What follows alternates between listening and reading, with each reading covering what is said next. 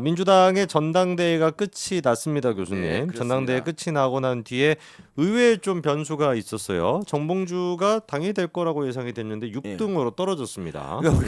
우리 예상을 완전히 벗어났고요. 그러니까요. 그리고 전현희가 어. 그 살인자 어. 이거의 임팩트도 예상보다 훨씬 훨씬 셌습니다. 셌습니다. 아니 오직하면 전현희가 2등을 차지할 수 야, 있을까? 그러니까 이 개딸들은 와, 항상 저희가 에이 설마 그러겠어 할 거를 항상 현실로 만들어내는 것 같아요. 그러니까 예.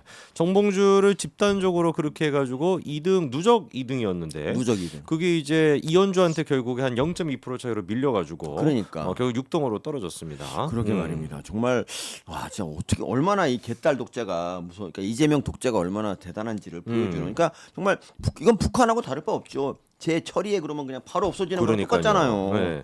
그렇게 이제 그 이재명이 체제 시즌 2가 만들어졌는데 22일 날 문재인을 만난다라고 얘기합니다. 네, 그렇습니다. 근데 약간 좀 껄끄러울 법한 사람이 몇 사람이 있었는데 대표 주자가 이제 이현주거든요. 이현주가 2017년도에 19대 대선 당시 이제 민주당을 탈당해가지고 안철수 쪽으로 갔었던 사람이다 그렇죠. 보니까 그리고 뭐 저희 다 기억하시는 것처럼 문재인 정부 내내 이현주가 이제 뭐 조국 사태부터 문제를 많이 까지 않았습니까? 근데 이번에 22일 날 문재인 만나는 걸 앞두고 이현주가 이번에 한 얘기를 들어보니까 퇴임한 대통령 아니냐. 네. 퇴임한 대통령한테는 존경을 다해야 된다. 진짜? 이런 얘기를 합니다. 네. 존경을 다한다라고 하면 이현주가 문재인 그 당시 비판했던 그 문제들에 대한 사법 처리가 아직 안 끝났거든요. 네, 그렇죠. 지금 재판이 진행 중인 것도 있고 그리고 또 수사가 진행 중인 사람들이 있습니다. 그러면 그런 거에 대해 가지고 퇴임한 대통령이니까 더 이상 자기는 공격하지 않고 예우를 다하겠다. 이렇게 얘기하는 게 이게 얼마나 기회주의자적인 좀 진짜 나쁜 여자예요. 그러니까 근데 이현주 입장에서 뭐 존경을 다해야 된다는 게 뭐 안 때린다는 뜻이지 뭐 진짜 잘한다는 뜻은 아닙니다. 그렇게 또. 자, 그래서 이재명 이현주 어제 얘기했으니까 말인데 네, 어제 네. 이제 제가 성재진 TV 안 했잖아요. 네네네. 4시에 그 시사회랑 하다가 이제 가끔 뉴스라다면서 들어가 봤는데 거기 이현주가 나왔더라고요. 어제. 몰랐어요? 진짜요? 어제 이현주가 나와가지고 와 사람들이 158명 들어온 거예요. 4시 한 20분쯤 됐는데 그래갖고 우리가 1000명 넘었을 때 뉴스사가 100명도 150명 사람들이 댓글이 뭔지 아세요? 이거 빨리 그만두고 시사회랑으로 오자고 막 그런 얘기 있었고 이현주 아니 근데 이현주 없는데? 있어요. 이현주 정말 있어요. 거짓말 아니에요. 진짜 이현주 최고위원 특별 출연 써 있잖아요. 아니 근데 썸네일에는 이현주가 아니라 이제 썸네일은 이렇게 바꿔 예감이 이제 분위기 안 좋으니까 바꾼 거죠. 이현주 나가서 또 뭔 얘기했냐면 아니 근데 지금 보니까 네. 반틈이 이현주 얘긴데 네. 이현주가 반틈 나와서 얘기했는데 이현주가 썸네일에 없네. 썸네일이 없지.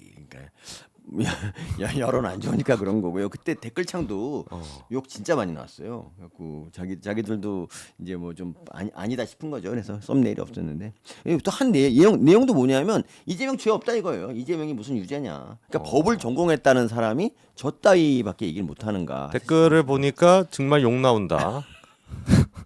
이런 헛소리 들으려고 게스트 부름. 너 나왔대서 욕하러 왔다. 저 여자가 왜 나와? 그러니까 물론 이게 뭐야? 뭐 이런 얘기가 많습니다. 그러니까 우리가 이제 좌파라고 해서 무조건 안 부른다 뭐 이런 건 아닐 수 있어도 또 뉴스사는 약간 유튜브 채널이고 그리고 이현주가 좀 정상적으로 많이 정상이 아니잖아요. 그렇기 때문에 그러니까 김병주나 이현주 뭐 정청래 이런 애들은 부르면 안 되죠. 그러니까 좌파 중에서도 조금 말이 그래도 대화가 통하는 애를 불러야지. 이현주는 너무했거든. 자기 말만 혼자 하는데 그렇다고 또 초대 손님이라서 너 저리가 막 반박할 수도 없잖아요. 그래서 어제는 악수였습니다. 그러니까 우리가 만약에 좌파 중에 누구 부른다면 이수진 같은 사람 불러야지. 이수진은 이제 뒤늦게 회개하고 이제 술도 다 깼잖아. 그럼 불러도 되지. 아니 요즘 수진 언니 뭐 하죠? 그러니까 이럴 때 부르면 성재인 TV 부르면 대박 날 겁니다 아마. 그래서 딱 이수진 불러가지고 이재명에 대한 이제 그렇죠. 뒷이야기, 뒷얘기가 얼마나 스토리. 많겠습니까? 어떤 분이 장해찬을 불러가지고 대놓고 욕하는 현장을 만드는 거 어떠냐 이런 얘기도 하시던데 어떻게 생각하세요? 이거 장해찬을 부르면 이 채널의 정체성이 완전히 넘어가는 거고요. 이게 이제 소문이 이렇게 나요. 여기서 무슨 말 했던 간에 이제 성재준 뭐 장해찬한테 굴복했다 이런 식으로 무슨 얘기가 나오든지 큰일 났다. 이제 성재준 채널로 넘어갔다. 이제 그렇겠죠. 이제 뭐 한동훈 약간이라도 조금이라도 옹호하는 채널 없어졌다. 뭐 이렇게 나올 거예요 아마. 그래서. 그렇게 뻔하죠. 그러니까 초대 손님이라는 게 굉장히 중요하죠. 저희는 언론사가 아니기 때문에. 그렇죠. 자 그렇습니다. 그래서 이제 그 이현주 얘기도 뭐 나오신 김에 좀 해봤고 근데 이제 문제가 되는 게 문재인 이재명 두 사람에 대한 이제 그 사법 리스크랑 검찰 수사 계속 진행 중인데 네. 이게 참 검찰이 이제 그 또 새로운 지금 또 체제를 준비하고 있지 않습니까? 네, 네. 근데 최근 들어가지고 검찰이 문재인에 대한 수사 좀 수위를 좀 강도 높게 한다 이런 얘기도 좀 있어요. 그러니까 원래 이제 계획이 제가 이제 저도 이제 뭐 얼핏 듣기에는 이런 옛날에 있었어요. 총선 전에 이재명 문재인을 모두 수사하는 거는 부담이 있다. 그러니까 문재인은 총선 후에 하겠다는데 여기서 이제 전제 조건이 총선을 이기고 뭐 이런 거였는데 근데 저는 근데 수사는 그렇게 타이밍 재고 그럴 게 아니라 그냥 일단 빨리 해야 돼요. 그래서 2년 안에 그냥 집권하고 2년 안에 문재인, 이재명 모두 이렇게 수사를 하는 게 그러니까요. 그게 맞았어요. 그러니까 이 문재인은 뒤에 한다는 게 사실 말이 안 되죠. 타이스타즈 같은 경우도 지금 인재사 뭐 계좌 추적하고 앉았어. 이제 뭐 언제 뭐 하는 거예요? 지금까지 정말 너무 답답했어요, 사실은 그동안. 우리 교수님께서 조선일보 칼럼으로 이 타이스타젯의 수사 필요성에 대해서 몇 번이나 강조를 하셨는데 대략 한 57번 정도 강조를 했습니다만은 이 조선일보가 1등 신문이라는 거잖아요. 근데 그렇죠, 그 네. 지위가 많이 떨어졌나 봐요. 거기 그렇게 목소리를 높여도 이 수사를 안 하는 거 보면 진짜 아쉽습니다. 그래서 이번에 안 그래도 계좌 추적 얘기를 하셨는데 이게 지금 영장을 발부받은 지는 꽤 시간이 지났더라고요. 1월 달에 발부가 됐답니다. 그러니까. 그러면 1월에 발부가 된 거를 왜 8월에 이거를 집행을 하는지 그러니까 말입니다. 그것도 좀 납득이 잘 안 되고 1월 달에 발부를 받았던 것도 지금 이제 서울중앙지검장 이창수 지검장이 전주지검장이었을 때 그때 이제 그 발부를 받았던 거고 근데 이제 이창수 그 전주지검장이었을 때는 보니까 작년 9월에 취임하고 굉장히 좀 발빠르게 수사를 많이 했더라고요. 전주지검이? 네, 그래서 9월달에 그 전주지검 자체는 안 했다가 이창수 지검장이 들어가고 나서부터는 그때부터. 좀 수사가 속도가 난 것 그렇죠. 같아요.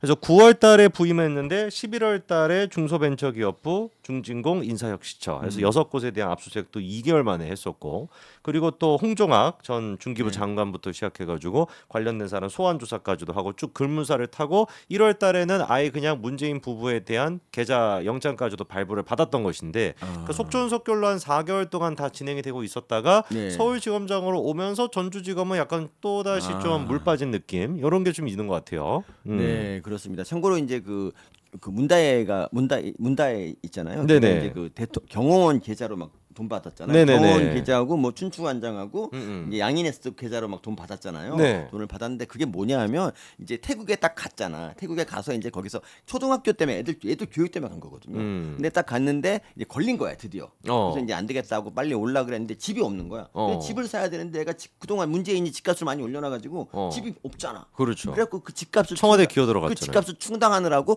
제가 보기에는 무슨 부정한 돈을 여러 가지 그래서 청와대 경호원의 계좌를 이용한 게 바로 그런 거야. 그런 돈으로 그럴 가능성이 높다는 받아서 거죠. 결국 이제 양평동에 집을 샀죠. 그리고 거기 좀 살다가 나중에 이제 안 되겠으니까 청와대로 기어 들어가 살았던. 그게 이제 문다의 지금 문다의 스토리 지금 안 그래도 좀 공부하고 있거든요. 또 공부하세요? 네, 문다혜가 이미 도사 아니십니까 문다혜? 아니 그러니까 그 업데이트가 많이 됐어요. 그다음에 아니 이게 옛날에 지식 갖고 하면 안 돼. 이거 업데이트가 많이. 정말 새로운 사실이 많이 밝혀지는데 아까 방금 외국인 그 이름 뭐였죠? 양인에스. 양인에스가 그 친구라는 그 사람이죠.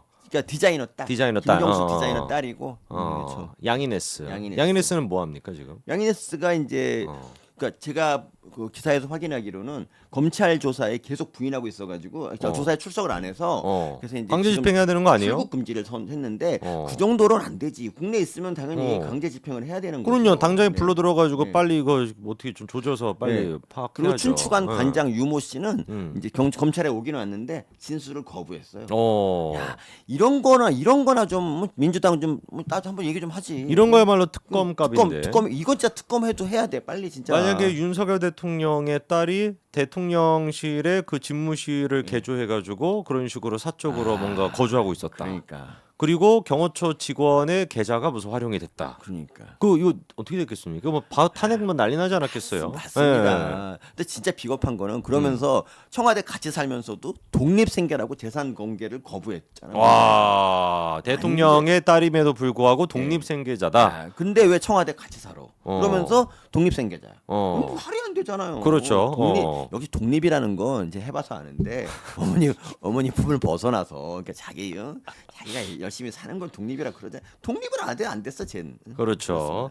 그렇습니다. 참 진짜 그래가지고 이번에 그 검찰 수사가 아직까지 좀 지지부진하다라는 지적도 있지만 조금 더 힘을 내가지고 또 새로운 또 검찰총장 임명이 되면 그분 같은 경우는 굉장히 또 보니까 이게 검찰이 지금은 윤석열 대통령과 호흡이 잘 되는 사람이 좀 수사를 적극적으로 하는 느낌이 없지 않아 있어요. 그리고 약간 좀 호흡이 맞지 않는 사람들은 뭔가 좀 지지부진한 느낌이 있어가지고 그러니까. 이번에 또 새로운 또 검찰총장이 오시면은 더 적극적으로 좀 대통령실과 소통을 해가지고 이재명과 문재인 두 사람에 대한 수사를 훨씬 더 빠르게 해야 될 것 같습니다. 제가 아는 수사 중에서 제일 멋있는 수사는 대전지검이었습니다. 대전지검이 이제 통계청의 그 통계 조작, 부동산 조작 있지 않습니까? 그거를 이제 수사를 딱 감사원에 넘겨받아 하잖아. 그 다음 주에 바로 압수수색 청구 치고 구속영장도 막 치고 안 되니까 또 치고 하다가 결국 5개월도 안 돼서 기소를 다 해버렸어. 와, 나 그거 보고 되게 멋있었고요. 대전지검에 누가 계신지 모르지만 대전지검 응원합니다. 또 대전지검에 대한 그 얘기까지도 네. 그렇게 저희가 해서 마무리 좀 해보도록 하겠습니다.